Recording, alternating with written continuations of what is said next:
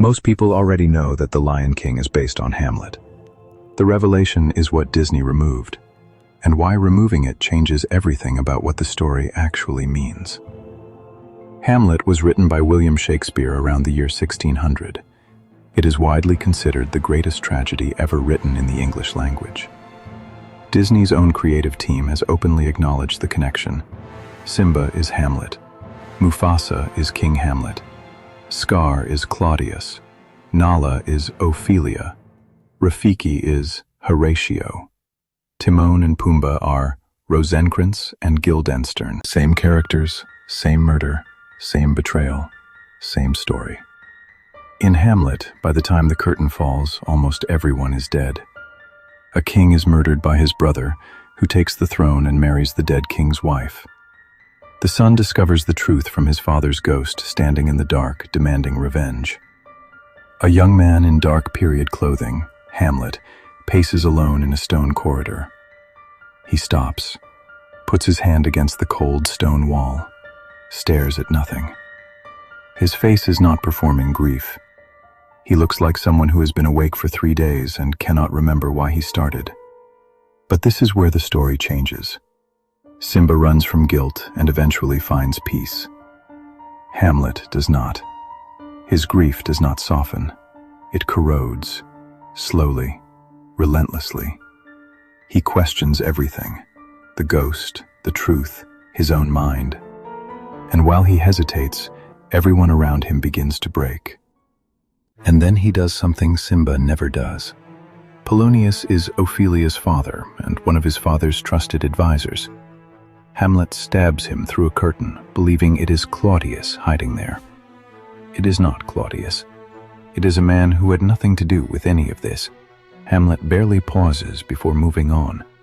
Disney turned Polonius into Rafiki, the wise mystical guide who leads Simba toward his destiny, helps him hear his father's voice, sends him home to reclaim his kingdom. In the original, Hamlet kills Polonius by accident, without remorse, and the death sets off everything that follows. Because Polonius has a daughter. Ophelia loved Hamlet.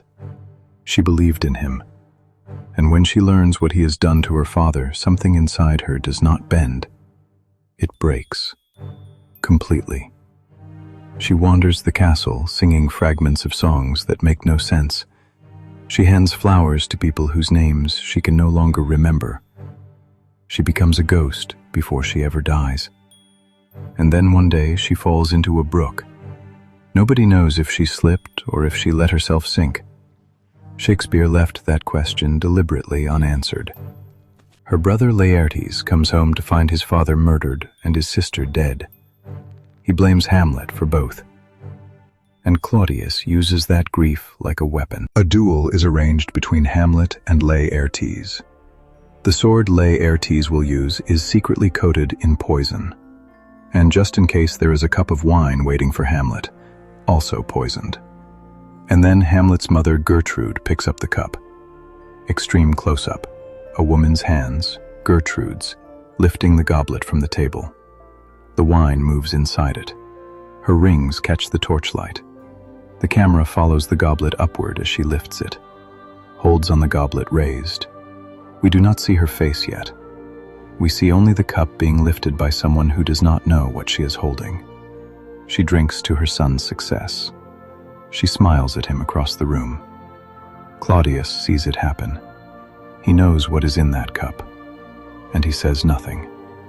He watches his own wife drink the poison meant for her child, and he does not move. Claudius, a man in his 50s, composed, powerful, stands watching. His face is completely still. He has seen what just. His expression does not change. He does not move. The camera holds on his face in medium close-up. The torchlight flickers. He does not move. This is the most damning image in the entire video. A man doing nothing. She collapses. She is dying. And as she falls, she says, "The cup was poisoned." Disney gave Hamlet's mother a different ending. Sarabi survives. She never sides with Scar. She is there when Simba comes home. In the original, Gertrude dies from a cup of wine her husband watched her drink and chose not to stop. The duel continues in chaos. Laertes cuts Hamlet with the poisoned sword. They struggle. The weapons switch. Hamlet cuts Laertes back. Now both men are dying. As Laertes falls, he confesses, "Claudius poisoned the sword. Claudius poisoned the cup. Claudius is responsible for all of it, including what just happened to Gertrude." Hamlet with the poisoned sword. Claudius backed against the stone wall. The camera holds on Claudius's face as Hamlet moves toward him. Then, cut to the stone floor. The camera looks down at Claudius on the floor. Still, the torchlight flickers over him. He is simply gone. Hamlet takes the poisoned sword and kills Claudius. Hamlet alone in the center of the great hall. He is standing, but barely. He looks around the room, at the bodies, at the courtiers, at the empty throne at the far end. The camera holds on his face. He is not performing a death scene. He simply runs out. He sits down on the stone floor. The camera holds. The music stops. Complete silence. And then Hamlet dies. When the story ends, the stage holds the bodies of Polonius, an innocent man killed by accident. Ophelia, a woman destroyed by grief before she ever drowned. Gertrude, a mother poisoned by the man she chose to trust. Laertes, a son who came home looking for justice and found only death. Claudius, the man who started all of it. And Hamlet himself, the prince who should have been king and never got there. 6 people gone, an entire royal family erased. The kingdom handed to a foreign prince waiting on the borders, because there is literally no one left with a rightful claim to it. Disney gave you a sunrise, a restored kingdom, a father reborn through his son, a child lifted into the light. Circle of life. Hakuna Matata. 2 characters die and everyone else gets to go home. Shakespeare gave you an empty throne and a stage full of bodies. The long stone corridor from the opening of the film. The candle in the wall sconce. The darkness at the far end that never resolves. The camera holds. The narration is delivered slowly, with full weight on each sentence. Because in the original, the lesson was never about moving on. It was about what happens when you do not deal with the truth until it is too late for everyone who ever loved you. The single candle in the stone wall sconce. The flame. It moves in a draft we cannot feel.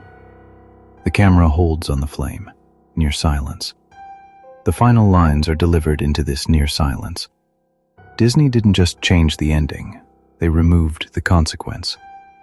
You didn't watch a different story. You watched the same story with the truth taken out. Episode 13 is coming, and the next story changes a villain you thought you understood forever.